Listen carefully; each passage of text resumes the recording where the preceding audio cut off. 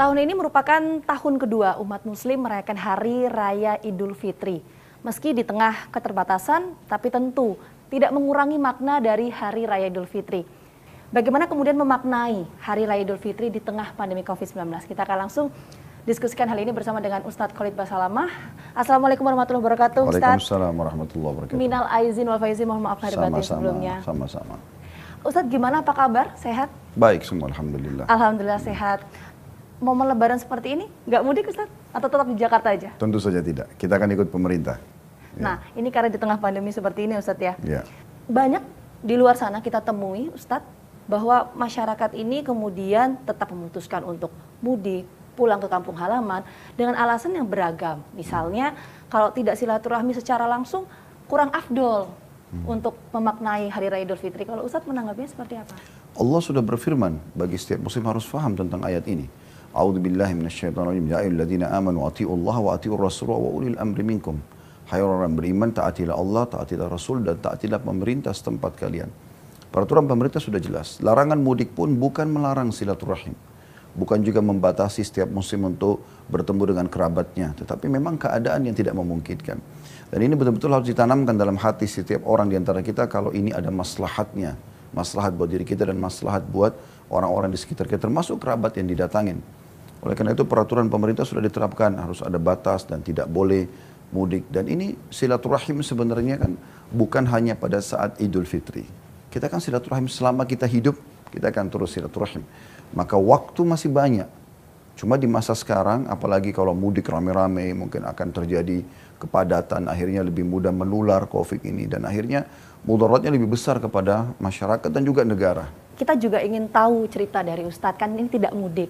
Sebelumnya di tahun 2020 tentu ada kabar duga juga datang dari ayahanda Ustadz Khalid. Ya. Itu karena COVID-19, betul ya Ustadz? Betul, ya? betul. Bisa diceritakan seperti apa itu Ustadz? Alhamdulillah kami selalu bersyukur kepada Allah atas sebuah takdirnya. Dan memang ayahanda meninggal karena COVID-19. Dan Alhamdulillah pada saat itu saya mengingatkan keluarga dan juga orang-orang di sekitar saya. Dan Alhamdulillah cuplikan itu ternyata menyebar juga sih secara nasional. Agar mengikuti protokol yang ada. Sampai kami tidak mengurus jenazah beliau, rahimahullah, tidak memandikan. Biasanya hampir seluruh kerabat yang meninggal dari kalangan laki-laki saya mengurus jenazahnya. Mandinya, kafani, segala macam. Karena mereka menganggap mungkin tanda kutip saya lebih paham dari kerabat yang lainnya.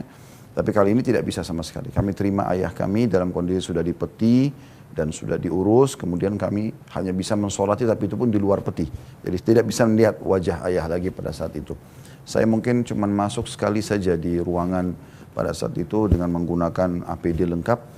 Kemudian setelah itu beberapa hari kemudian kami diberitakan beliau meninggal. Lalu kami sholatin dan kami mengantar. Dan itu pun hanya sampai ke pagar pemakaman saja. Kami tidak bisa masuk sampai ke dalam.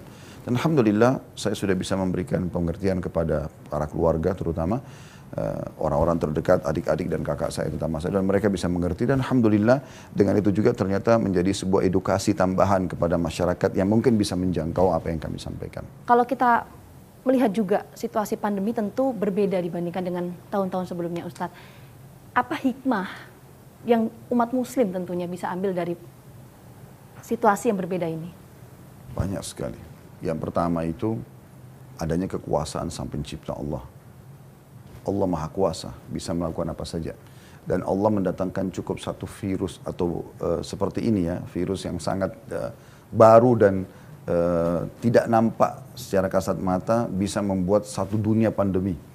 Ini menunjukkan pasti ada kuasa Sang Pencipta dan ini tidak bisa dihindari. Sebagaimana juga kematian terjadi, sebagaimana juga kelahiran dan segala macam fenomena alam, pergantian siang malam.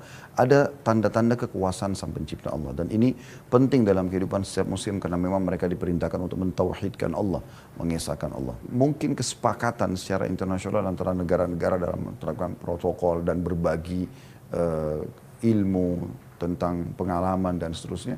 Dan ini tidak asing karena dalam Islam bahkan seperti contoh haji sempat ditutup pada tahun lalu kecuali orang lokal.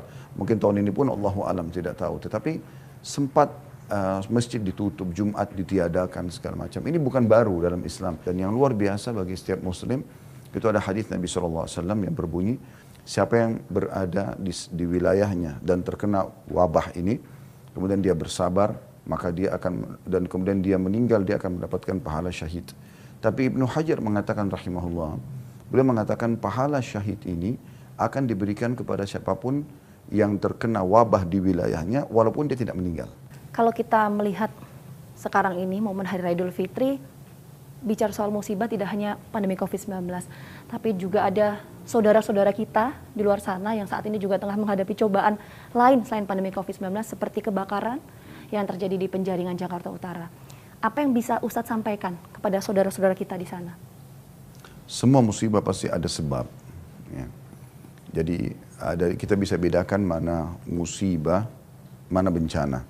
Kalau musibah lebih kepada individual, kayak orang kena penyakit, individual, mungkin bangkrut usaha segala macam. Kalau bencana ini merata, hampir semuanya kena. Nah, kalau musibah yang sifatnya individual, itu memang bisa terjadi kalau dia orang beriman, maka jadi pembersihan dosa dia. Dan itu pasti Allah akan uji. Ya. Karena Allah mengatakan dalam surah Al-Baqarah, "A'udzubillahi minasyaitonir wa lanabluwannakum bisyai'in minal khaufi wal ju'i wa naqsin minal amwali wal anfusi wath thamarat wa basyiris sabirin." Kami pasti akan menguji kalian, kata Allah. Itu diuji dengan sedikit rasa takut, rasa lapar, dan juga kurangnya hasil panen. Dan sampaikan berita gembira kepada orang-orang yang beriman. Jadi ada seperti itu, dan tidak mungkin kita luput. Siapa di antara kita tidak pernah sakit flu, demam, keselio, ditipu orang, digunjing. Itu semua hal yang rutin terjadi. Tapi tujuannya kalau orang beriman untuk membersihkan dosa dia dan meninggikan derajat. Dan juga diambil pelajaran dari situ. Allah menyebutkan dalam surah Hud, itu ayat 117 ingat saya. A'udzubillahi minasyaitonirrajim. Wa ma kana rabbuka liyuhlikal qura bidhulmin wa ahluha muslihun. Tuhan Muhammad Muhammad tidak akan pernah membinasakan satu negeri. Gak mungkin datang bencana, tsunami, banjir, longsor segala macam, sementara mereka berbuat kebaikan. Berarti ada masalah di situ. Harusnya dijadikan sebagai muhasabah. Tapi itu pun adalah bentuk kasih sayang Allah. Mungkin kebakaran juga yang terjadi ini peringatan dari Allah Subhanahu wa taala. Ada hal apa yang harus dijadikan sebagai bahan muhasabah? Tentu tanpa menyalahkan siapapun individu yang tertimpa musibah itu. Tapi kita lihat sisi gambaran agama secara teori, ini ada hal yang harus dijadikan bahan muhasabah. Dan tidak ada yang mustahil Allah bisa mengembalikan semua yang sudah terbakar itu dan semua yang hilang itu kalau mereka kembali kepada Allah.